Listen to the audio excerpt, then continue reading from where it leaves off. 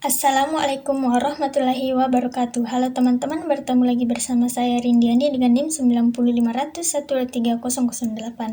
Pada video kali ini saya akan membahas mengenai pasar persaingan monopolistik dan oligopoli, di mana pasar monopolistik adalah salah satu jenis pasar yang bercirikan adanya banyak penjual atau produsen yang menjual produk-produk serupa, namun masing-masing produk memiliki karakteristik yang sedikit berbeda atau unik.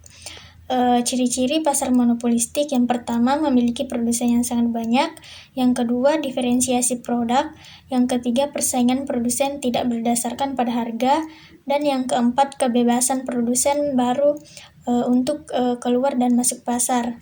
Adapun karakteristik dari persaingan, yaitu pada pasar monopolistik, persaingan terjadi bukan hanya karena adanya banyak penjual yang menawarkan produk serupa, tetapi juga karena adanya upaya untuk menciptakan perbedaan antara produk-produk tersebut.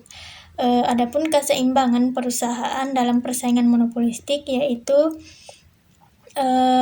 yang pertama, keseimbangan jangka pendek, di mana pada jangka pendek keseimbangan dicapai ketika perusahaan telah menentukan tingkat produksi dan harga yang menghasilkan keuntungan maksimum.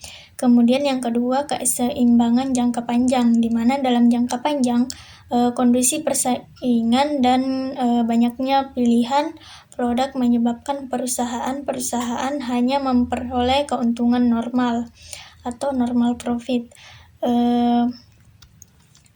Adapun efisiensi penggunaan faktor-faktor produksi dalam pasar monopolistik, yaitu yang pertama ada efisiensi alokatif dalam pasar monopolistik, yang kedua efisiensi produktif dalam pasar monopolistik, dan yang ketiga adalah excess capacity atau kapasitas berlebih. Adapun dalam perspektif Islam terhadap pasar oligopoli, di mana dalam perspektif ekonomi Islam, pasar oligopoli seringkali dipandang sebagai bentuk pasar yang berpotensi menimbulkan ketidakseimbangan karena kekuasaan yang besar terpusat di tangan sedikit perusahaan. Karakteristik dari pasar oligopoli, yaitu yang pertama, dijalankan dua produsen atau lebih. Kemudian produk yang dijual homogen dan saling menggantikan.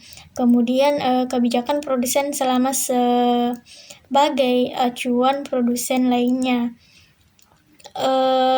Kemudian harga barang di pasar relatif sama. Kemudian produsen baru kesulitan untuk masuk ke pasar, dan yang terakhir membutuhkan strategi pemasaran yang matang.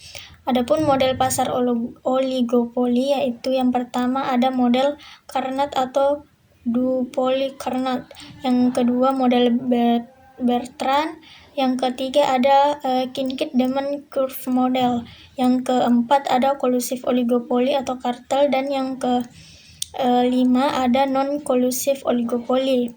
Adapun penilaian terhadap pasar oligopoli, yaitu terdapat 3 aspek dari kegiatan perusahaan-perusahaan dalam faktor oligopoli yang akan diperhatikan, yaitu yang pertama ada efisiensi dalam menggunakan sumber-sumber daya, yang kedua kegiatan mereka dalam mengembangkan teknologi dan inovasi, dan yang ketiga adalah tingkat keuntungan yang mereka peroleh.